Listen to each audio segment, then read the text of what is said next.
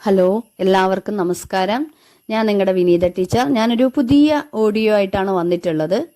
എൻ്റെ ഞാൻ പഠിപ്പിക്കുന്ന പഠിതാക്കളുടെ അപേക്ഷ മാനിച്ചുകൊണ്ട് മലയാളം ടെക്സ്റ്റിലെ +2 തുല്യതക്കാർക്ക് പഠിക്കാനുള്ള മലയാളം ടെക്സ്റ്റിലെ 1 വേർഡ് ക്വസ്റ്റ്യൻസിനെ അല്ലെങ്കിൽ 2 മാർക്കിന് എഴുതാവുന്ന ക്വസ്റ്റ്യൻസിനെയൊക്കെ ക്രോഡീകരിച്ചുകൊണ്ടുള്ള ചെറിയൊരു ഓഡിയോ ക്ലാസ് ആണ്. നല്ല വേഗത്തിൽ പറഞ്ഞു പോകും. അതുകൊണ്ട് തന്നെ തെറ്റുകൾ സംഭവിക്കും. തെറ്റുകൾ സംഭവിച്ചാൽ ക്ഷമിക്കണമെന്ന് അപേക്ഷിക്കുന്നു. പിന്നെ നിങ്ങൾ നൽകിയിട്ടുള്ള സ്നേഹവും സഹകരണത്തിനും എല്ലാറ്റിനും ഒരുപാട് നന്ദിയുണ്ട്. നിങ്ങളുടെ സ്നേഹവും സഹകരണമൊക്കെ സബ്സ്ക്രൈബായിട്ട് ചെയ്യാട്ടോ. ഓക്കെ. അതോടൊപ്പം തന്നെ കുറച്ച് കമന്റ്സ് ഞാൻ കണ്ടു. പഴയ വീഡിയോയിലൊക്കെ മ്യൂസിക് വേണ്ടാന്ന് പറഞ്ഞിട്ട് അത് അന്ന് ചെയ്തു പോയി. ഇനിയിപ്പോൾ അത് മാറ്റാൻ ഒരു നിവൃത്തിയില്ല. അതുകൊണ്ടാണ് കേട്ടോ. പിന്നെ അതുപോലെ തന്നെ പത്രങ്ങളുടെ മാധ്യമം ആ ഒരു പാഠവുമായിട്ട് ബന്ധപ്പെട്ടിട്ട് ആദിവാസികളെ അധിക്ഷേപിച്ച രീതിയിൽ ഞാൻ സംസാരിച്ചു എന്നുള്ളൊരു കമന്റ് കണ്ടു. ഞാൻ ഒരിക്കലും അങ്ങനെ ആദിവാസി അല്ലെങ്കിൽ അവരെ അധിക്ഷേപിക്കുന്ന ഒരാളല്ല വ്യക്തിപരമായിട്ട്. അത് അദ്ദേഹത്തിന്റെ തെറ്റിദ്ധാരണയാണെന്ന് തോന്നുന്നു. നമുക്ക് എന്തായാലും, കാരണം ഇത് പറയണമെന്ന് തോന്നി, അതുകൊണ്ട് പറഞ്ഞു എന്ന് മാത്രമാണ് കേട്ടോ. എന്തായാലും നമുക്ക് നമ്മുടെ ഓഡിയോ ക്ലാസ്സിലേക്ക് കടക്കാൻ ഞാൻ വീണ്ടും പറയുന്നു. നമ്മുടെ പഠിതാക്കള് ഈ ടെക്സ്റ്റ് വായിക്കാൻ സമയം കിട്ടാത്തവർ, നിങ്ങളുടെ തിരക്കുകൾക്കിടയിലൂടെ പരീക്ഷയുടെ തലേദിവസം മാത്രം ടെക്സ്റ്റ് കാണുന്ന ആളുകൾ, അപ്പോൾ ആ ടെക്സ്റ്റ് ഒന്നായിട്ട് ആദ്യമായിട്ട് വായിക്കുമ്പോൾ ഉണ്ടാകുന്ന ബുദ്ധിമുട്ട് എന്താണെന്ന് എനിക്കറിയാം. പിന്നെ വായിച്ചാലും പെട്ടെന്ന് മനസ്സിലാവില്ല. അപ്പോൾ അങ്ങനെയൊക്കെ ഉള്ളവർക്ക് വേണ്ടിയുള്ള ഒരു ചെറിയൊരു ഡെഡിക്കേഷൻ കൂടിയാണ് ഈ ക്ലാസ് കേട്ടോ. നമുക്ക് നോക്കാം. ആദ്യത്തെ പാഠം ഗാന്ധാരി വിലാപം, എഴുത്തച്ഛൻ. ഗാന്ധാരി വിലാപം ഏത് കൃതിയിൽ നിന്നും എടുത്ത കവിതയാണ്? മഹാഭാരതം, കിളിപ്പാട്ട്. ഏത് പർവമാണ് ഈ കവിത? സ്ത്രീ പർവം. വീണിതല്ലോ കിടക്കുന്നു ധരണിയിൽ ചോണിതവും അണിഞ്ഞയ്യോ ശിവശിവ. ആരാണ് വീണ് കിടക്കുന്നത്? ഭഗദത്തൻ. ആരാണ് ഭഗദത്തനെ വീഴ്ത്തിയത്? സംക്രന്ദനാത്മജൻ. ആരാണ്? അർജുനൻ. മരതകക്കല്ലിനോടൊത്തൊരു കല്യാണരൂപൻ. ആര്? അഭിമന്യു. ആരുടെ മകനാണ് അഭിമന്യു? അർജുനൻ. വല്ലവീ വല്ലഭ നിന്റെ മരുമകൻ ആരാണ്? അഭിമന്യു. കൊല്ലിക്കയത്രേ നിനക്കൂ രസമെടോ. ആരെക്കുറിച്ച് പറയുന്നു? ഗാന്ധാരി ശ്രീകൃഷ്ണനെ കുറിച്ച്. ചിത്തമുഴന്നലറുന്നത് ആരാണ്? ഉത്തര, അഭിമന്യുവിന്റെ ഭാര്യ. ഭൂമിയിൽ ക്രന്ദനം ചെയ്തരുളുന്നത് ആരാണ്? സുഭദ്ര, അഭിമന്യുവിന്റെ അമ്മ. ഭീമാത്മജനായ ഘടോൽക്കജൻ കിടക്കുന്നത് എങ്ങനെയാണ്? ആരാണ് അദ്ദേഹത്തെ വീഴ്ത്തിയത്? നീലമല പോലെയാണ് അദ്ദേഹം കിടക്കുന്നത്. അദ്ദേഹത്തെ അമ്പെയ്തതാര? കർണൻ. അർജുനന്റെ അമ്പേറ്റ് കണ്ഠം മുറിഞ്ഞ് കിടക്കുന്നത് ആരാണ്? ജയദ്രഥൻ, ദുശ്ശളയുടെ ഭർത്താവ്. ഗാന്ധാരിയുടെ മകളും കൗരവ സഹോദരിയും ആരാണ്? ദുശ്ശള. ആരാണ് ദ്രോണരെ കൊന്നത്? ദൃഷ്ടദ്യുമ്നൻ. മലയാള ഭാഷയുടെ പിതാവ് എഴുത്തച്ഛൻ. കിളിപ്പാട്ട് പ്രസ്ഥാനത്തിന്റെ ഉപജ്ഞാതാവും എഴുത്തച്ഛനാണ്. അദ്ദേഹത്തിന്റെ കൃതികളൊക്കെ അറിയാലോ. മഹാഭാരതം, കിളിപ്പാട്ട്, അധ്യാത്മരാമായണം, കിളിപ്പാട്ട് തുടങ്ങിയവയാണ് കേട്ടോ പ്രധാനപ്പെട്ടത് കേട്ടോ. അടുത്ത ചാപ്റ്റർ വെള്ളപ്പൊക്കത്തിൽ, തകഴി ശിവശങ്കരപ്പിള്ള. കുട്ടനാടിന്റെ കഥാകാരൻ, കേരളത്തിലെ മോപ്പസാങ് എന്നൊക്കെ അറിയപ്പെടുന്നത് തകഴിയാണ് കേട്ടോ. 1984 ജ്ഞാനപീഠ പുരസ്കാരം ലഭിച്ച സാഹിത്യകാരൻ തകഴി. ആരാണ് ഇതിലെ യജമാന കഥാപാത്രം? ചേന്നപ്പറയൻ. കേന്ദ്ര കഥാപാത്രം നായയാണ് കേട്ടോ. നായക്കുണ്ടായ ദാരുണാന്ത്യം ആണല്ലോ ഈ കഥയുടെ പ്രമേയം. ചേന്നപ്പറയന്റെ സമ്പാദ്യം: ഗർഭിണിയായ പറച്ചി, 4 കുട്ടികൾ, ഒരു പൂച്ച, ഒരു പട്ടി. ചേനച്ചോ പൂഹൈ. പടിഞ്ഞാറ് നിന്ന് ആരോ വിളിക്കുന്നു. ആരാണ് വിളിച്ചത്? മടിയത്തറ കുഞ്ഞേപ്പൻ. അനുകമ്പാതുരനായ വായുഭഗവാൻ അതിനെയും വഹിച്ചുകൊണ്ടു പാഞ്ഞു. ഏതിനെ? പുരമുകളിലിരുന്ന നായയുടെ ദീനരോദനത്തെ. നായയുടെ മൃദുലമായ മുഖം ചുവന്നു തടിച്ചത് എപ്പോഴാണ്? ഒഴുകി വന്ന ഒരു ഉറുമ്പിൻ കൂടിനെ ആഹാര സാധനം എന്ന് കരുതി മണത്തു നോക്കിയപ്പോ. നിശീതിനിയുടെ നിശേഷ നിശബ്ദതയിൽ ശ്രുതിമധുരമായ വായന എങ്ങും പരന്നൊഴുകി. ഏത് വായന? രാമായണം. പെരുവിരൽ കൊണ്ട് ചേനപ്പറയൻ അതിനെ തിരിച്ചും മറിച്ചും ഇട്ടു നോക്കി. ഏതിനെ? പട്ടിയുടെ മൃതദേഹത്തെ. വെള്ളപ്പൊക്കത്തിൽ എന്ന കഥ വ്യക്തമാക്കുന്നത് എന്താണ്? ഏത് പ്രതിസന്ധിയിലും തന്റെ യജമാനന്മാർക്ക് വേണ്ടി നിലകൊള്ളുന്നവരാണ് വളർത്തുമൃഗങ്ങൾ എന്നാണ് ഈ കഥ വ്യക്തമാക്കുന്നത്. തകഴിയുടെ പ്രധാനപ്പെട്ട കൃതികൾ ഏതൊക്കെയാ? കയർ, ചെമ്മീൻ, രണ്ടിടങ്ങഴി, തോട്ടിയുടെ മകൻ, ഏണിപ്പടികൾ, പതിത പങ്കജം തുടങ്ങിയവ കേട്ടോ. അടുത്തത് പെങ്ങൾ, ONV കുറുപ്പ്. പെങ്ങൾ എന്ന കവിത എഴുതിയത് ONV. ഏത് കൃതിയിൽ നിന്നെടുത്തിട്ടുള്ളതാണ് ഈ കവിത? അപരാനം. ചെഞ്ചുവപ്പോലും ഈ രാഖിയും എന്നോട് ചൊല്ലാതെ ചൊല്ലുന്നത് എന്താണ്? നിൻ പെങ്ങളാണിവൾ. നിന്നശ്രുബിന്ദുക്കൾ വീണിടം നീറിപ്പുകഞ്ഞുവോ. ആശയം എന്താണ്? പെൺകുട്ടി അനുഭവിക്കുന്ന വേദനയുടെയും സങ്കടത്തിന്റെയും തീവ്രത. സ്ഫടികപാത്രം പോലെ പൊട്ടിച്ചിതറുന്നത് എന്താണ്? അവളുടെ ആ മൗനമാണ്. അവളുടെ ആ മൗനത്തിൽ ഒളിപ്പിച്ച ദുഃഖങ്ങൾ കവിയുടെ ഹൃദയത്തിൽ തട്ടുമ്പോഴാണ് സ്ഫടികപാത്രം പോലെ പൊട്ടിച്ചിതറുന്നത്. ഒക്കെ ഓരോരോ തിരയായി വന്നെന്റെ ഹൃത്തിൽ അലയ്ക്കുന്നു. എങ്ങനെയുള്ള തിരകളാണ് ഹൃത്തിൽ അലയ്ക്കുന്നത്? ദുഃഖവും രോഷവും നഷ്ടബോധങ്ങളും ദിക്കറ്റുഴറുന്ന നിസ്സഹായത്വവും. ആരോ മെനഞ്ഞ മൺപാത്രമാകുന്നവൾ. സൂചന എന്താണ്? സ്ത്രീകൾക്ക് നേരെ നടക്കുന്ന ചൂഷണവും അക്രമവും കൂടിക്കൊണ്ടിരിക്കുകയാണ്. അപ്പോഴും അവർ ചില ഘട്ടങ്ങളിൽ എന്ത് ചെയ്യുന്നു? നിസ്സഹായതയും ദയനീയതയുമാണ് ഇവിടെ സൂചിപ്പിക്കുന്നത്. വാഴ്വിന്റെ അറ്റം വരെ ചുമടേറ്റുവോൾ. സൂചന എന്താണ്? ജീവിതകാലം മുഴുവൻ കുടുംബഭാരം ചുമന്ന് ക്ഷീണിക്കുന്നവൾ സ്വന്തം സുഖങ്ങളെക്കുറിച്ച് ഒരിക്കലും ചിന്തിക്കുന്നേയില്ല. ബലിദർഭകളായി അശ്രുനീരോടെ വീഴ്ത്തുവോൾ. സൂചന എന്താണ്? ബലികർമ്മങ്ങൾക്ക് ഉപയോഗിക്കുന്ന പുല്ലാണ് ദർഭപ്പുല്ലിലെ. പക്ഷെ ആ പുല്ലിന് അറിയില്ലല്ലോ ഇത്. അതേപോലെ ബലികർമ്മങ്ങൾക്ക് ദർഭപ്പുല്ല് ഉപയോഗിക്കുന്നത് പോലെ സ്ത്രീകൾ അവരുടെ സ്വപ്നങ്ങളും സന്തോഷങ്ങളും മറ്റാർക്കോ വേണ്ടി ബലി കഴിക്കുന്നു എന്നർത്ഥം. പാപികളാൽ കല്ലെറിയപ്പെടുന്നവർ വിവക്ഷിതം എന്താണ്? നിരാലംബർക്കും ദുഃഖിതർക്കുമായിട്ട് തന്റെ ജീവിതം മാറ്റിവെച്ചിട്ടും യേശുദേവനെ എല്ലാരും കല്ലെറിഞ്ഞു അല്ലേ? സ്ത്രീകളുടെ ജീവിതവും ഏതാണ്ട് അങ്ങനെ തന്നെ. ശാപം വെറുമൊരു കല്ലാക്കി മാറ്റിയോൾ. ആരെയാണ് ഇവിടെ സൂചിപ്പിക്കുന്നത്? ദേവേന്ദ്ര ചതിയിൽപ്പെട്ട് ശാപം ഏറ്റുവാങ്ങേണ്ടി വന്ന ഗൗതമ മുനിവാരിയായ അഹല്യ. ഗൗതമ മുനിഭാര്യ കേട്ടോ, അഹല്യ. അഹല്യയ്ക്ക് പിന്നെ മോക്ഷം കിട്ടുന്നത് ശ്രീരാമന്റെ പാദസ്പർശനം വെച്ചിട്ടല്ലേ. ഈ ക്ഷിതി ഗർഭത്തിൽ രക്ഷ തേടുന്നവൾ ആരാണ്? ക്ഷിതി എന്ന് പറഞ്ഞ ഭൂമി. സീത. ചുവന്ന രാഖിയെ കവി എന്തിനോടാണ് ഉപമിച്ചിരിക്കുന്നത്? സ്ത്രീയുടെ ചൂഴ്ന്നെടുത്ത ഞരമ്പിനോട്. ONVക്ക് ജ്ഞാനപീഠ പുരസ്കാരം കിട്ടിയതെന്നാണ്? 2007. ഇനി ഉദാത്തമായ സന്ദേശങ്ങൾ. Doctor APJ Abdul Kalam. ഉദാത്തമായ സന്ദേശങ്ങൾ ഏത് വിഭാഗത്തിൽപ്പെടുന്നു? ആത്മകഥ. ഈ പാഠഭാഗം ഏത് കൃതിയിൽ നിന്നെടുത്തതാണ്? അദ്ദേഹത്തിന്റെ ആത്മകഥയായ അഗ്നിച്ചിറകുകൾ. ഇത് മലയാളത്തിലേക്ക് വിവർത്തനം ചെയ്തത് PV ആൽബി. പിതാവിൽ നിന്ന് APJക്ക് ലഭിച്ചത് എന്താണ്? സത്യസന്ധതയും അച്ചടക്ക ബോധവും. അമ്മയിൽ നിന്ന് ലഭിച്ചതോ? നന്മയിലുള്ള വിശ്വാസവും ആഴമേറിയ ദയയും. APJയുടെ 3 ഉറ്റ ചങ്ങാതിമാർ ആരൊക്കെയാണ്? രാമനാഥ ശാസ്ത്രി, അരവിന്ദൻ, ശിവപ്രകാശൻ. രാമനാഥ ശാസ്ത്രിയുടെ അച്ഛൻ രാമേശ്വരം ക്ഷേത്ര പുരോഹിതനായ ലക്ഷ്മണ ശാസ്ത്രി. വിവേചനം കാണിച്ച അധ്യാപകനോട് ലക്ഷ്മണ ശാസ്ത്രി പറഞ്ഞത് എന്താണ്? നിഷ്കളങ്കരായ കുട്ടികളുടെ മനസ്സിൽ സാമൂഹിക അസമത്വത്തിന്റെയും അസഹിഷ്ണുതയുടെയും വിത്തുകൾ എറിയരുത്. ലേഖകന്റെ വീടിനടുത്തുള്ള കുളം ഏതാണ്? സീത ആ ഉത്സവം നടക്കുന്നില്ലേ, ആ കുളം രാമതീർത്ഥക്കുളം. രാമേശ്വരത്തെ ചെറു സമൂഹത്തിന്റെ പ്രത്യേകത എന്താ? വിവിധ വിഭാഗങ്ങൾ തമ്മിലുള്ള വേർതിരിവിന്റെ കാര്യത്തിൽ വളരെയധികം ക്രമീകൃതവും ദൃഢവുമായിരുന്നു രാമേശ്വരത്തെ ചെറു സമൂഹം. ലേഖകന്റെ ശാസ്ത്ര അധ്യാപകൻ ആരാണ്? ശിവസുബ്രഹ്മണ്യ അയ്യർ. പുരോഗമന ചിന്താഗതിക്കാരനായിരുന്ന ശിവസുബ്രഹ്മണ്യ അയ്യരുടെ ലേഖകനെ കുറിച്ചുള്ള ആഗ്രഹം എന്തായിരുന്നു? വലിയ നഗരങ്ങളിലുള്ള ഉന്നത വിദ്യാഭ്യാസം സിദ്ധിച്ചവരോട് തോളോട് തോൾ ചേർന്ന് നിൽക്കാനാവും വിധം കലാം വളർന്നു വരണമെന്നാണ് അദ്ദേഹത്തിന്റെ ആഗ്രഹം. ശിവസുബ്രഹ്മണ്യ അയ്യരുടെ ഭാര്യയെ ഞെട്ടിച്ച സംഭവം എന്തായിരുന്നു? തന്റെ അടുക്കളയിലേക്ക് ഒരു മുസ്ലിം ബാലനെ ഊണു കഴിക്കാൻ വിളിച്ച കാര്യം. വ്യവസ്ഥിതിയെ മാറ്റിത്തീർക്കാൻ നിങ്ങൾ നിശ്ചയിച്ചു കഴിഞ്ഞാൽ പിന്നെ ഇത്തരം പ്രശ്നങ്ങളെ നേരിടേണ്ടി വരും. ആരോട് പറഞ്ഞു? ശിവസുബ്രഹ്മണ്യ അയ്യർ APJയോട്. ഇന്ത്യൻ മിസൈൽ മാൻ എന്നറിയപ്പെടുന്ന ആരാ? APJ അബ്ദുൾ കലാം. അടുത്തത് വളയിട്ട കൈകൾ. കലകളെ എത്രയായിട്ട് തരംതിരിച്ചിട്ടുണ്ട്? അവയവ 2ആയിട്ട്. ഒന്ന് ക്ലാസിക്കൽ, ഒന്ന് ഫോക്ക് അഥവാ നാടോടി. ക്ലാസിക് കലകളുടെ പ്രത്യേകത എന്താണ്? ശാസ്ത്രീയതയും മൗലികവുമാണ് ക്ലാസിക് കലകൾ. എന്താണ് നാടോടി കലകൾ? ഗ്രാമ്യ രീതിയിൽ സാധാരണക്കാർക്ക് ഗ്രഹിക്കത്തക്ക രീതിയിലുള്ള കലകളാണ് നാടോടി കലകൾ. നാടോടി കലകളുടെ കലവറ എന്നറിയപ്പെടുന്ന നമ്മുടെ സ്ഥലം കേരളം. സ്ത്രീകൾ മാത്രം പങ്കെടുക്കുന്ന നാടൻ നൃത്തകലാരൂപം തിരുവാതിരക്കളി.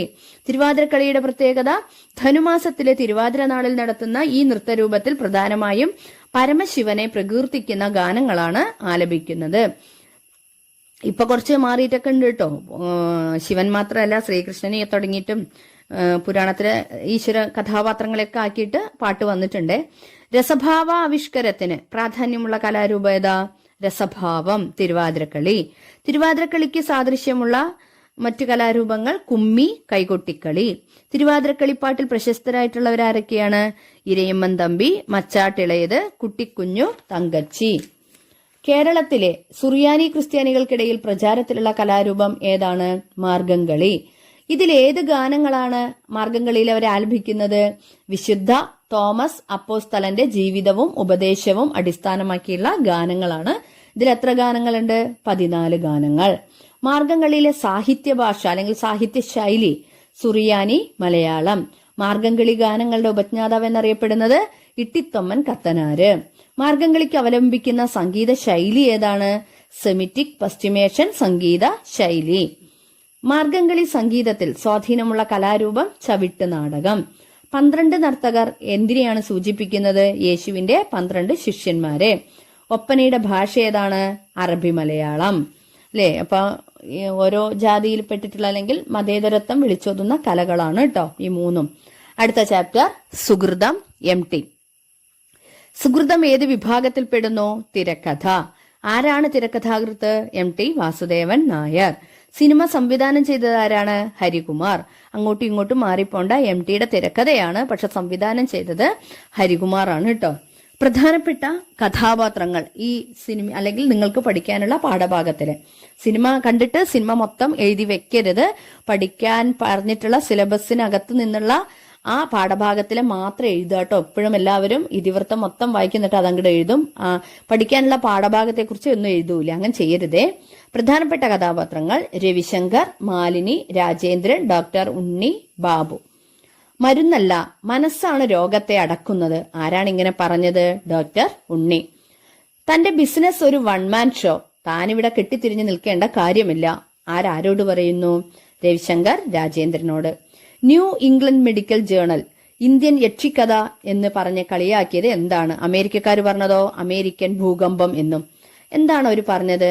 അതായത് ഒരു രോഗിയുടെ വിൽപവർ കൊണ്ട് അല്ലെങ്കിൽ ആത്മധൈര്യം കൊണ്ട് രോഗങ്ങൾ മാറുമെന്ന അഭിപ്രായം ഇന്ത്യക്കാർ പറഞ്ഞപ്പോഴാണ് ഇംഗ്ലണ്ടിലെ മാധ്യമങ്ങള് ഇങ്ങനെ വിശേഷിപ്പിച്ചത്. ഡോക്ടർ ഉണ്ണിയുടെ ചികിത്സാ കേന്ദ്രത്തിന്റെ പേരെന്താ? Holistic health centre. ഒരു പുഴയിൽ 2 തവണ ഇറങ്ങാൻ പറ്റില്ലെന്ന് അഭിപ്രായപ്പെട്ടതാരാ? ഹെറാക്ലിറ്റസ്. ആ മഹാവൈദ്യനുണ്ടല്ലോ, അദ്ദേഹത്തിന്റെ അനുഗ്രഹം. സന്ദർഭം എന്താണ്? രവിശങ്കറിന്റെ അസുഖം ഭേദമായെന്ന അഭിപ്രായത്തിൽ ഡോക്ടർ ഉണ്ണി രവിയോട് പറയുന്നതാണ് സന്ദർഭം. താനൊന്നുമല്ല, എല്ലാം ഈശ്വരനാണ് എന്നർത്ഥം. MTക്ക് ജ്ഞാനപീഠ പുരസ്കാരം ലഭിച്ച വർഷം 96. അദ്ദേഹത്തിന്റെ പ്രധാനപ്പെട്ട തിരക്കഥകൾ ഏതൊക്കെയാണ്? പഞ്ചാഗ്നി, നഗക്ഷതങ്ങൾ, പെരുന്തച്ചൻ, പറയുമാതിരി നമ്മുടെ പഴശ്ശിരാജ, വടക്കൻ വീരഗാഥ, നീലത്താമര തുടങ്ങിയവ. അടുത്ത ചാപ്റ്റർ പത്രമാധ്യമങ്ങളുടെ പ്രസക്തി. ഈ പാഠവുമായിട്ട് ബന്ധപ്പെട്ടിട്ടാണ് കേട്ടോ ആദിവാസികൾ പത്രം വായിക്കുന്നില്ല എന്ന് ഞാൻ പറഞ്ഞുകൊണ്ട് പറയണ. കാരണം അവർക്ക് കിട്ടാത്തതുകൊണ്ടാണെന്നൊക്കെ എനിക്കറിയാം. എന്നാലും ഇവിടെ എല്ലാ സുഖസൗകര്യങ്ങൾ ഉണ്ടായിട്ടും അവരെ പോലെ ആകുന്നു. കാരണം അവർക്ക് കിട്ടാഞ്ഞിട്ടാണ് അവർ വായിക്കാത്തത്. പക്ഷെ എല്ലാം ഉണ്ടായിട്ടും വായിക്കാത്ത ഈ സമൂഹത്തെയാണ് ഞാൻ എൻ്റെ ആ മുൻ വീഡിയോയിൽ പറഞ്ഞിട്ടുള്ളത് കേട്ടോ. ജനാധിപത്യത്തിന്റെ 4 നെടുന്തൂണുകൾ ഏതൊക്കെയാണ്? പാർലമെന്റ്, എക്സിക്യൂട്ടീവ്, ജുഡീഷ്യറി, പത്രങ്ങൾ. ഇതിൽ പത്രങ്ങളുടെ സ്ഥാനം 4ാമത്തെ. മലയാളികളുടെ ഒരു പ്രധാനപ്പെട്ട സാംസ്കാരിക മുദ്ര എന്താണ്? പത്രവായന.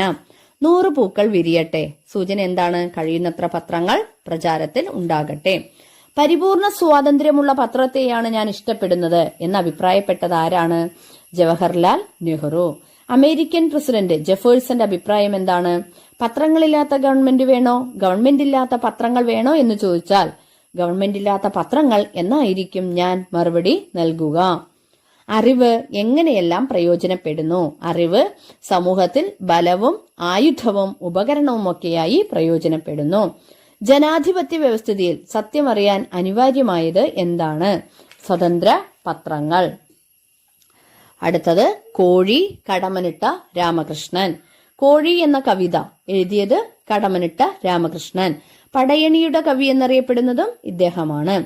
ദ്രാവിഡ സംസ്കാര പാരമ്പര്യത്തിന്റെ കവി എന്നറിയപ്പെടുന്നതും ഇദ്ദേഹമാണ് കേട്ടോ.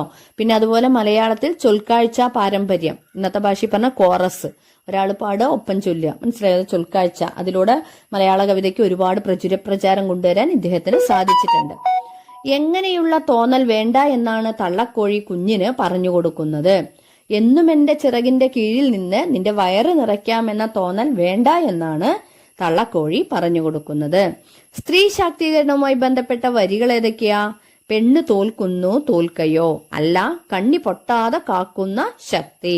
അല്ലെ, സ്ത്രീയെ ആരൊക്കെ തോൽപ്പിക്കാൻ നോക്കിയാലും പുതിയൊരു വംശത്തിന്റെ ഉടമയാണ്, അല്ലെങ്കിൽ ഒരു പുതിയ വംശം ഉണ്ടാക്കുന്ന ആളാണ് ആര്? സ്ത്രീ. പ്രസവിക്കുന്നവളാണ് അല്ലെ.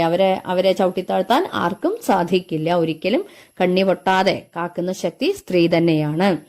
കാറ്റ് തിന്നുന്ന വർഗം എന്ന് വിശേഷിപ്പിക്കപ്പെടുന്ന ആരാ? പാമ്പുകൾ അല്ലെ. കോഴികളുടെ ചിറകിന്റെ പ്രത്യേകത എന്താ? നീളമറ്റ ചിറകുകളാണ്. കാടിനുള്ളിൽ പതുങ്ങിയിരിക്കുന്നത് ആരാണ്? കാടനാണ്. കാറ്റ് തിന്ന് കഴിയുന്ന വർഗം എവിടെയെല്ലാം ആണ് പതുങ്ങിയിരിക്കുന്നത്? തോട്ടുവക്കിലെ കൈതയ്ക്കകത്തും തെറ്റിപൂത്ത പടർപ്പിനകത്തും. ഈ സമൂഹത്തിൽ ജീവിക്കാൻ എന്തു വേണമെന്നാണ് തള്ളക്കോഴി പറഞ്ഞു കൊടുക്കുന്നത്? കണ്ണിലെപ്പോഴും കത്തിജ്വലിക്കുന്ന ഉൾക്കണ്ണ് വേണമെന്നാണ്. അത് അണയാതിരിക്കണമെന്നുമാണ് തള്ളക്കോഴി പറഞ്ഞു കൊടുക്കുന്നത്. മാളത്തിൽ എത്തി നോക്കരുതെന്ന് പറയാൻ കാരണം എന്താണ്? ആ മാളത്തിലേക്ക് എത്തി നോക്കിയാൽ നിന്റെ മൂത്തവർ മടങ്ങി വന്നിട്ടില്ല. കടമ്മനിട്ടയുടെ പ്രധാന കൃതികൾ: കോഴി, കുറത്തി, ശാന്ത, മഴ പെയ്യുന്നു, മദ്ദളം കൊട്ടുന്നു. അടുത്തത് അതിരുകളില്ലാത്ത സ്നേഹം. Doctor VP Gangadharan. അറിയാലോ അല്ലെ അദ്ദേഹത്തെ കുറിച്ച്. ക്യാൻസർ വിദഗ്ധനാണ്. അപ്പൊ അദ്ദേഹത്തിന്റെ അനുഭവങ്ങളെ ക്രോഡീകരിച്ചുകൊണ്ട് കഥ എഴുതിയിരിക്കുകയാണ്. അതിരുകളില്ലാത്ത സ്നേഹം ആരുടെ അനുഭവക്കുറിപ്പായ ചെറുകഥയാണ്? Doctor VP Gangadharan. ഇതിലെ പ്രധാനപ്പെട്ട കഥാപാത്രങ്ങൾ ആമിനുമ്മയും ഖാദർ സായിവും. അഴികളില്ലാത്ത ജനൽപ്പഴുതിലൂടെ അവർ കായൽ പരപ്പിലേക്ക് നോക്കി നിൽക്കുകയായിരുന്നു. ആരാണവർ? ആമിനുമ്മയും ഖാദർ സായിവും. സൂക്കേട് വന്നതുകൊണ്ട് അങ്ങനെ ഒരു ഗുണമുണ്ടായി എന്ന് ഖാദർ സായിവ് പറയാൻ കാരണമെന്ത്? വീടിനുള്ളിൽ മാത്രം ഒതുങ്ങിയിരുന്ന ആമിനുമ്മയ്ക്ക് ആസ്പത്രിയിലെ കായലിന്റെ സൗന്ദര്യം മാത്രമല്ല പുറലോക കാഴ്ചകളെല്ലാം കാണിച്ചു കൊടുക്കാൻ ആർക്ക് സാധിച്ചു? സായിവിന് സാധിച്ചു. അതുകൊണ്ടാണ് സായിവ് ഇങ്ങനെ പറഞ്ഞത് കേട്ടോ. ഞാൻ ഒരാളെ പിടിച്ചോണ്ട് വന്നിട്ടുണ്ട്. ആരോട് പറയുന്നു? ഡോക്ടർ ഖാദർ സാഹിബിനെ കാണിച്ച് ആമിനുമ്മയോട് പറയുന്നു. കാരണം ഖാദർ സാഹിബ് ബോധമില്ലാണ്ട് ICUലൊക്കെ കിടന്ന് ഈശ്വരന്റെ അത്ഭുതം എന്നതുപോലെ ജീവിതത്തിലേക്ക് തിരിച്ചു വന്നപ്പോൾ അദ്ദേഹത്തെ കൊണ്ട് ആമിനുമ്മയെ കാണിക്കുകയാണ് ഡോക്ടർ.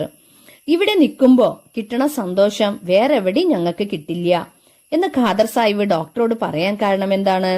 മരണത്തിന്റെ വക്കീലെത്തിയ രണ്ടുപേർക്കും ജീവിതം തിരിച്ചു കിട്ടിയത് ഈ ആസ്പത്രിയിൽ നിന്നാണ് എന്നും അതൊരിക്കലും മറക്കാൻ കഴിയില്ലെന്നുമാണ് സാഹിബ് ഡോക്ടറോട് പറയുന്നത്. എന്തെല്ലാമാണ് തന്നെ നോക്കി പരിഹസിക്കുന്നതായി ഡോക്ടർക്ക് തോന്നിയത്? ആമിനുമ്മയുടെ രോഗത്തിന്റെ കരുത്തും പ്രായത്തിന്റെ തളർച്ചയും. ഖാദർ സാഹിബ് 55 എന്ന് പറയാനുള്ള കാരണം എന്താണ്? അവർ ഒരുമിച്ച് ജീവിക്കാൻ തുടങ്ങിയിട്ട് 55 വർഷമായി എന്നർത്ഥം. കാലത്തെയും തോൽപ്പിക്കാനുള്ള കെൽപ്പ് ഒന്നിനു മാത്രമേയുള്ളൂ. ഏതിന്? അതിരുകളില്ലാത്ത സ്നേഹത്തിന്. ഏത് കൃതിയിൽ നിന്നെടുത്താണ് ഈ കഥ? ജീവിതം എന്ന അത്ഭുതം. ഈ കഥ എഡിറ്റ് KS അനിയൻ.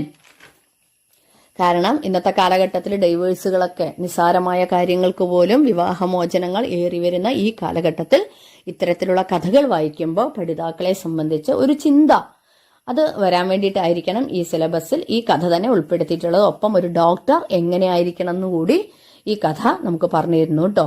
അടുത്ത ചാപ്റ്റർ ജീവന്റെ വഴി. T പത്മനാഭൻ. ജീവന്റെ വഴി ഏത് വിഭാഗത്തിൽ പെടുന്നു? ചെറുകഥ. ആരാണ് എഴുതിയത്? T പത്മനാഭൻ. ചെറുകഥയുടെ കുലപതി എന്നറിയപ്പെടുന്നതും ഇദ്ദേഹം തന്നെയാണ്. ഏത് കൃതിയിൽ നിന്നും എടുത്താണ് ഈ കഥ? പുഴ കടന്ന് മരങ്ങളുടെ ഇടയിലേക്ക്. ഈ പരിസ്ഥിതി കഥയിൽ ഇതൊരു പരിസ്ഥിതി കഥയാണ്. ഇതിലെ നായകൻ മുരിങ്ങ മരമാണ് അല്ലെ. മുരിങ്ങ എളുപ്പത്തിൽ പൊട്ടുന്ന മരമാണെന്നും അത് വീടിനരികെ നടരുതെന്നും ആരാണ് പറയാറുള്ളത്? ഭാര്യ. നായകൻ ഞെട്ടാൻ കാരണം എന്താണ്? നമ്മുടെ കുട്ടികൾ തന്നെ പോകുന്നില്ലേ, അതിലും വലുതാണോ ഒരു മരം എന്ന ഭാര്യയുടെ പറച്ചിൽ കേട്ടാണ് ഭർത്താവ് ഞെട്ടിയത്. മുരിങ്ങ മരത്തിൽ വന്നിരിക്കാറുള്ള പക്ഷികൾ ഏതൊക്കെയാണ്? ഓലഞ്ഞാലി, വണ്ണാത്തിപ്പുള്ള്, മഞ്ഞക്കിളികൾ, ബുൾബുൾ, തേൻകിളികൾ, സൂചിമുഖികൾ, അയോറകൾ. മരത്തിന്റെ തണലിൽ എപ്പോഴും ശബ്ദമുണ്ടാക്കി കൊത്തിപ്പെറുക്കി നടക്കുന്ന കിളികൾ ഏതാണ്? ചപ്പിലക്കിളികൾ. രത്നക്കല്ലുകൾ കൊണ്ടുണ്ടാക്കിയതുപോലുള്ള കിളികൾ തേൻകിളികൾ. വെളിച്ചത്തിന്റെ തിരകളിലൂടെ നൃത്തം ചെയ്യുന്നത് പോകുന്നത് ആരാണ്? ശലഭങ്ങൾ. ഈ കഥയിലെ അപ്പു ആരാണ്? അയൽപക്കത്തെ കുട്ടി. എനിക്കെന്റെ കണ്ണുകളെ വിശ്വസിക്കാൻ കഴിഞ്ഞില്ല. സന്ദർഭം: ഉണങ്ങിയ മരത്തിൽ പ്രത്യാശയുടെ പച്ചത്തഴുപ്പുകൾ കണ്ടപ്പോഴാണ് നായകൻ ഇങ്ങനെ ചിന്തിച്ചത്. ടി പത്മനാഭന്റെ പ്രധാനപ്പെട്ട കൃതികൾ: പ്രകാശം പരത്തുന്ന പെൺകുട്ടി, ഗൗരി, കടൽ, പുഴ കടന്ന മരങ്ങളുടെ ഇടയിലേക്ക്, മക്കൻ സിംഗിന്റെ മരണം. അടുത്തത് നാടോടികളും വീട്ടുകാരും, എസ് ജോസഫ്. ഞാൻ ഈ പാഠങ്ങൾ പറയുമ്പോൾ അത് എഴുതിയവരെ കൂടെ പറയുന്നത് ചേരുംപടി ചേർക്കുക പോലുള്ള സംഭവങ്ങൾ വരുമ്പോൾ നിങ്ങൾക്ക് അത് എഴുതാൻ വേണ്ടിയിട്ടാണ് കേട്ടോ. നാടോടികളും വീട്ടുകാരും എന്ന കവിത എഴുതിയത് എസ് ജോസഫ്. ഏത് കൃതിയിൽ നിന്നും എടുത്തതാണ് ഈ കവിത? ഉപ്പന്റെ കൂവൽ വരയ്ക്കുന്നു. അതും ശ്രദ്ധിക്കണം, ഏത് കൃതിയിൽ നിന്ന് എടുത്തിട്ടുള്ളതാണ്. ഓരോ പാടും നോക്കുക കേട്ടോ. വീട്ടുകാർ എവിടെയാണ് താമസിക്കുന്നത്? അവർ പണിത ചെറുവീടുകളിൽ. നാടോടികൾ എവിടെയാണ് താമസിക്കുന്നത്? ആരും പണിയാത്ത വലിയ വീടുകളിൽ. വീട്ടുകാർ കസേരകളിൽ ഇരിക്കുമ്പോൾ അടിയിൽ എന്താണ്? എട്ടുകാലുകൾ. നാടോടികൾ പുൽമേട്ടിലിരിക്കുമ്പോൾ അടിയിൽ എന്താണ്? ഞാഞ്ഞൂലുകൾ. നാടോടികൾ ഞാഞ്ഞൂലുകൾ ഓർക്കുക, വീട്ടുകാർ കസേര എട്ടുകാലിന്ന് ഓർക്കുക കേട്ടോ. നാടോടികളെ കള്ളന്മാർ എന്ന് വിളിക്കുന്നത് ആരാണ്? വീട്ടുകാരാണ്, നമ്മൾ അല്ലേ. നാടോടി പയ്യനെ കുളിപ്പിക്കുന്നത് ആരാണ്? പ്രകൃതി, മഴ അല്ലെ. നാടോടിയായ അമ്മ മകനെ വിടുന്നത് എവിടേക്കാണ്? മറ്റുള്ളവര് വീട്ടുകാര് പള്ളിക്കൂടത്തിലേക്ക് വിടും. നാടോടിയായ അമ്മ കുട്ടിയെ വിടുന്നത് വെയിൽ ചൂടിച്ച് ജീവിതത്തിലേക്ക് വിടുന്നു. അവിടെ കുട ചൂടിച്ച് മഴയിലേക്ക് പള്ളിക്കൂടത്തിലേക്ക് വിടുമ്പോൾ ഇവിടെ വെയിൽ ചൂടിച്ച് ജീവിതത്തിലേക്ക് വരുന്നു എന്ന് പറഞ്ഞാൽ ജീവിതത്തിന്റെ സങ്കീർണതകളിലേക്ക്, അനുഭവങ്ങളുടെ തീച്ചൂളയിലേക്കാണ് ഒരു കുഞ്ഞിനെ നാടോടികൾ വിടുന്നത്. അവർ വീട്ടിലേക്ക് പോകുന്നു. വീട്ടിലേക്ക് പോകുന്നത് ആരൊക്കെയാ? വീട്ടു പെൺകുട്ടിയും വീട്ടു ചെറുക്കനും. അവർ എങ്ങോട്ട് പോകുന്നു? ആര്? നാടോടി പെൺകുട്ടിയും ചെറുക്കനും. അവർക്ക് എവിടേക്കാ പോണ്ടേന്ന് അറിയില്ല, കാരണം ലോകമേ തറവാടാണ്. എസ് ജോസഫിന്റെ പ്രധാനപ്പെട്ട കൃതികൾ ഏതൊക്കെയാ? കറുത്ത കല്ല്, ഐഡന്റിറ്റി കാർഡ്, മീൻകാരൻ. അടുത്തത് ഉദ്ബോധനം, ഉള്ളൂർ. ഉദ്ബോധനം ഏത് കൃതിയിൽ നിന്നെടുത്ത കവിതയാണ്? കിരണാവലി. ആരാണ് കവി? ആധുനിക കവിത്രയത്തിൽ ഉൾപ്പെട്ട ഉള്ളൂർ. ആരൊക്കെയാണ് ആധുനിക കവിത്രയം? ആശാൻ, ഉള്ളൂർ, വള്ളത്തോൾ. പ്രാചീന കവിത്രയം ആരൊക്കെയാ? എഴുത്തച്ഛൻ, ചെറുശ്ശേരി, നമ്പ്യാർ ട്ടോ. അതും ശ്രദ്ധിക്കണേ. ജീവിതപ്പോരിൽ അപജയം സംഭവിച്ചത് ആർക്കാണെന്നാണ് കവി പറയുന്നത്? ജീവിതപ്പോര് പറഞ്ഞാൽ ജീവിതമാകുന്ന യുദ്ധം അല്ലെ. സോദരൻ, നമ്മൾ ഓരോരുത്തർക്കും. എന്തുമേൽ വേണ്ടത് എന്നേതും അറിയാതെ നിൽക്കുന്നത് ആരാണ്? സോദരനാണ്. ധീരനായി മുന്നോട്ട് ചാടിക്കുതിക്കാൻ എന്തൊക്കെ ചെയ്യണമെന്നാണ് കവി പറയുന്നത്? താടിക്ക് കൈകുത്തി താഴോട്ട് നോക്കാതെ, ചൂടഴും വീർപ്പൊന്നും ഇട്ടിടാതെ, നിന്മിഴി മങ്ങാതെ, പാദം കുഴയാതെ, നട്ടല് തെല്ലും വളഞ്ഞിടാതെ ധീരനായി മുന്നോട്ട് കുതിക്കാനാണ് കവി പറയുന്നത്. നമ്മുടെ ജീവിതത്തിൽ എന്തെങ്കിലും പ്രതിസന്ധികൾ വന്നാൽ ഇങ്ങനെ താടിക്കും കൈയും കൊടുത്ത് താടിയൊക്കെ നീട്ടി വളർത്തി അല്ലെ നിരാശാകാമുകൻ പോലെ നടക്കരുത്. അതാണ് കവി പറയുന്നത് കേട്ടോ. ഇത് നമ്മുടെ ജീവിതത്തിൽ ഓരോരുത്തർക്കുമുള്ള കവിയുടെ ആഹ്വാനമാണ്. അതോടൊപ്പം യുദ്ധത്തിന് പോകുന്ന ഒരു യോദ്ധാവ്, ഇവിടുത്തെ യോദ്ധാവ് നമ്മൾ ഓരോരുത്തർ തന്നെയാണല്ലോ. ജീവിതം യുദ്ധവും. പോർക്കളത്തിൽ ചെന്നാൽ പറ്റും. എന്ത് പറ്റും? വെറ്റിയും തോൽവിയും. ഒരു യുദ്ധക്കളത്തിൽ ചെന്നാൽ ഒന്നുകിൽ വിജയം അല്ലെങ്കിൽ തോൽവി. ചിന്തിച്ചിടേണ്ടത് ഈ രണ്ടു കൂട്ടം. എന്താണ് ഈ രണ്ടു കൂട്ടം? എന്തിനു വേണ്ടി എന്നുള്ളതും നീ എങ്ങനെ പോർ ചെയ്തു എന്നുള്ളതും. കാരണം എന്തിനു വേണ്ടി? നന്മയ്ക്ക് വേണ്ടി ചെയ്താൽ നല്ലത്. നീ എങ്ങനെ പോർ ചെയ്തു? നന്മയുടെ പക്ഷത്ത് നിന്ന് ചെയ്താൽ നല്ലത്. അതാണ് എന്തിനു വേണ്ടി നീ എങ്ങനെ പോർ ചെയ്തു.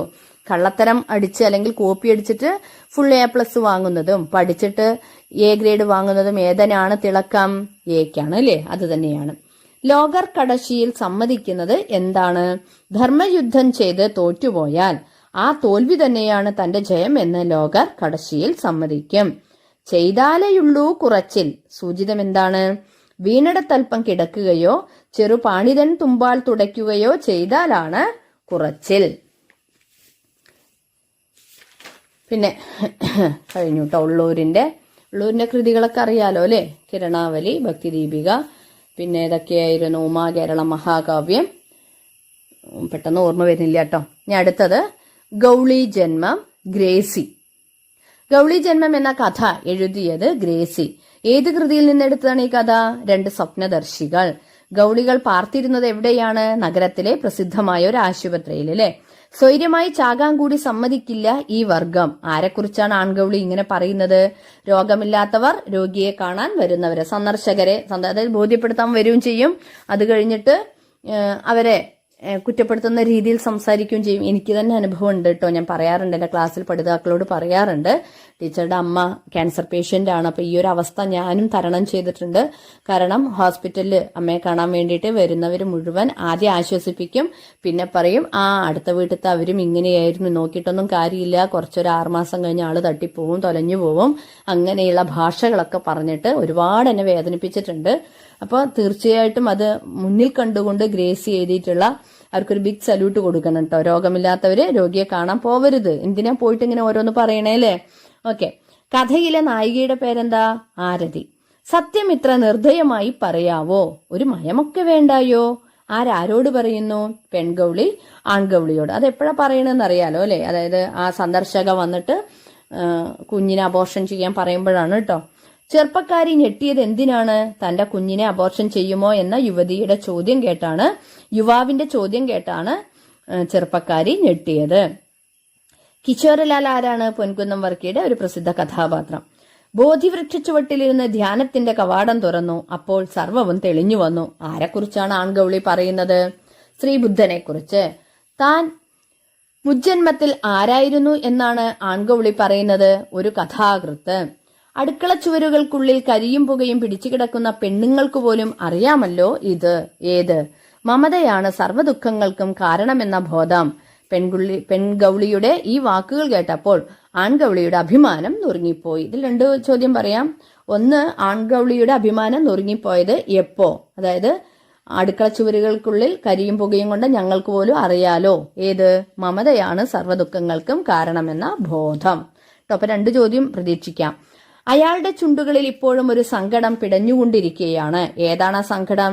എന്റെ കുഞ്ഞ് എന്ന സങ്കടം. കാരണം മരിക്കാൻ പോകുമ്പോഴും ഭാര്യ അബോർട്ട് ചെയ്യുമോ എന്നുള്ളൊരു പേടി. ഗ്രേസിയുടെ ആദ്യ കഥാസമാഹാരം പടിയിറങ്ങിപ്പോയ പാർവതി.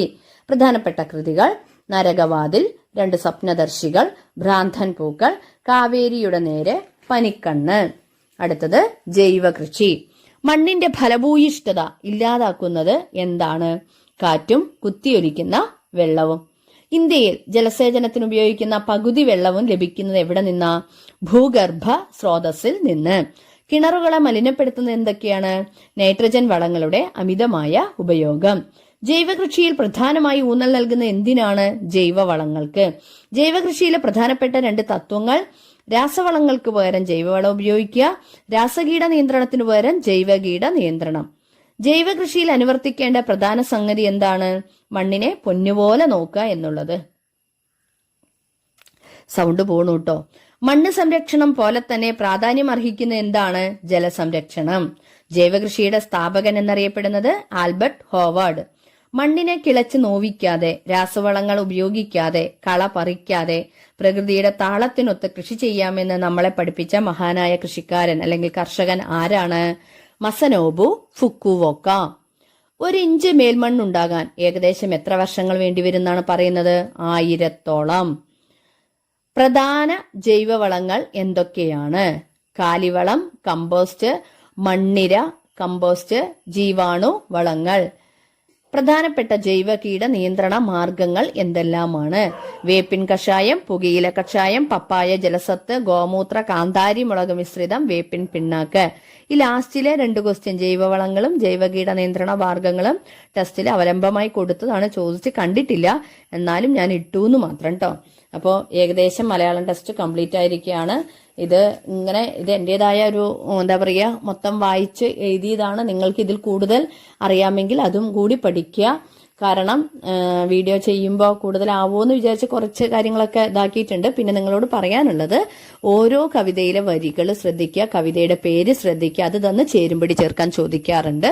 അതുപോലെ പാഠഭാഗങ്ങളുടെ പേരും അത് എഴുതിയ കർത്താക്കളെയും തന്നിട്ട് അവയെയും ചേരുംപടി ചേർക്കാൻ തരാറുണ്ട് പരീക്ഷയ്ക്ക്. അപ്പോൾ തീർച്ചയായിട്ടും അതും കൂടെ പ്രത്യേകം ശ്രദ്ധിച്ചിട്ട് പോകണം കേട്ടോ എല്ലാവരും. ഓക്കെ, അപ്പൊ എല്ലാവർക്കും ഇതൊരു ഉപകാരപ്രദമായ ഓഡിയോ ക്ലാസ് ആണെന്ന് വിചാരിക്കുന്നു. ഇതിലും വല്ല തെറ്റുകളൊക്കെ സംഭവിച്ചിട്ടുണ്ടെങ്കിൽ ക്ഷമിക്കുക. കാരണം വേഗത്തിൽ എടുക്കുന്നത് കൊണ്ട് അങ്ങോട്ടും ഇങ്ങോട്ടും ചിലപ്പോൾ തെറ്റുകൾ വരാൻ സാധ്യതയുണ്ട്. അപ്പോൾ തെറ്റുകൾ ഉണ്ടെങ്കിൽ ക്ഷമിക്കണേ. അതോടൊപ്പം ഇതില് നിങ്ങളുടെ അഭിപ്രായം കമന്റ് ബോക്സിൽ രേഖപ്പെടുത്താൻ മറക്കണ്ട. ഈ പാഠഭാഗം ഇങ്ങനൊരു ചെയ്യാൻ, അല്ലെങ്കിൽ ഇങ്ങനെ ഒരു വൺ വേർഡ് ക്വസ്റ്റ്യൻസിന്റെ ഒരു ഓഡിയോ ഇട്ട് കഴിഞ്ഞാൽ അത് എത്രത്തോളം ഉപകരിക്കുന്ന എനിക്ക് അറിയില്ല. എന്നിരുന്നാലും പരീക്ഷ കഴിഞ്ഞിട്ട് ഉപകരിച്ചിട്ടുണ്ടെങ്കിൽ തീർച്ചയായും നിങ്ങളുടെ എൻ്റെ കമന്റ് ബോക്സിലേക്ക് നിങ്ങളുടെ അഭിപ്രായവും നിങ്ങളുടെ സ്നേഹവും അയക്കുമെന്ന് പ്രതീക്ഷിക്കുന്നു. ഒപ്പം സബ്സ്ക്രൈബ് ചെയ്യുക, ലൈക്ക് ചെയ്യുക, മറ്റുള്ള ഗ്രൂപ്പുകളിലേക്ക് ഷെയർ ചെയ്യുക. ഓക്കെ, എല്ലാവരെയും ഈശ്വരൻ അനുഗ്രഹിക്കട്ടെ. എല്ലാവർക്കും വിജയാശംസകൾ. Okay, thank you.